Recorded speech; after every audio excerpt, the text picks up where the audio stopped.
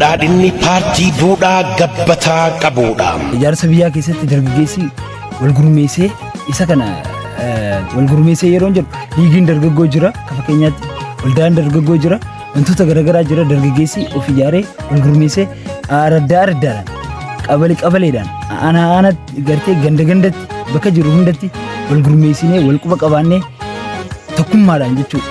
Tokkummaadhaan mootummaa keenya cinaa dhaabbannee wantoota mootummaatti gufuu ta'an dura dhaabbannee irraa falmuu akka danda'u qabnu. Dargaggoota irraa kan nu badhe waa hedduu nu badhe waa'ee shaneen uummata keenya godhaa turte sinirraa fayyate shaneen haala hammeessaa sookanneessaa hedduu takka nurratti dalagu jirti ammallee garuu haala isaan irra jiran sun hamaa badaa ta'uusaa hubadheetiin jira. Shaneen waan hamtuu gocha adda addaa dubartii akka xiyyaa daa'ima irratti dalagaa ture. Dammoo san hunda akka nurraa honna jiru mootummaan kun hatattamaan akka nurraa honna godhu.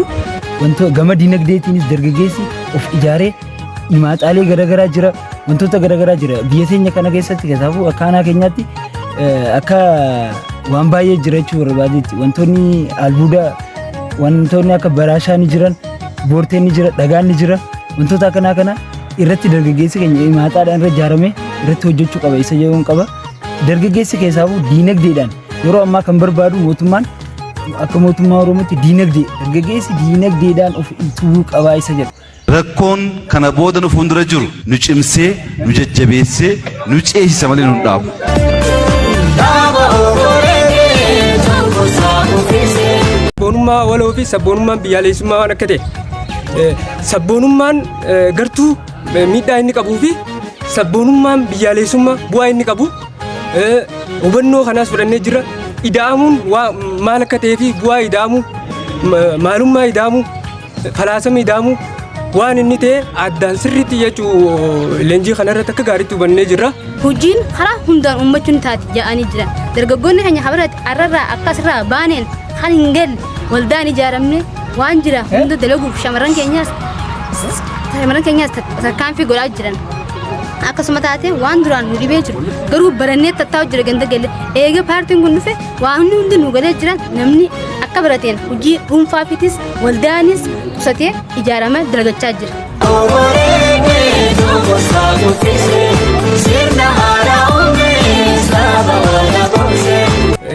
Gaheen nuti bahachuu qabnu gartee amaanaa ergamni nu kenname keessattuu tola ooltummaa wajjin wal qabatee wantoota gartee akka dargaggootti godhuu qabnu mana harka qalleeyyii ijaaruu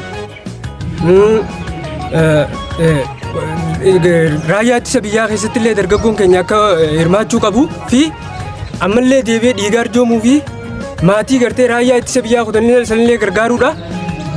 Kanaan jahaan akka dargaggootiif kanaan dhaamuu barbaade. Duraan shamarran waa'ee raayyaa ittisa biyyaa irrattis shamarran deema amma immoo raayyaa ittisa biyyaa yan takka fara ni aan qabsoonee jira.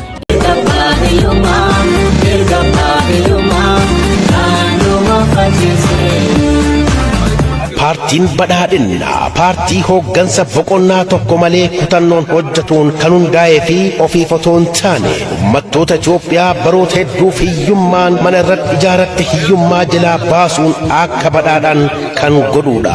Ijaarsa biyyaa keenya jalqabame keessatti gahee keenya ni baana biyya keenya ni utumna. galma badhaadhinaa ni dhugoomsina. የበለጸገ ዲሞክራሲያዊት ገንብተን አገር በየመስኩ የአገር ከፍታ በዜጎች ክብር badhaadhina jechuun hiyyummaa otoo hin taane badhaadhina, mo'icha otoo hin taane mo'icha, dukkana otoo hin taane ifa, jeequmsa otoo hin taane nageenya.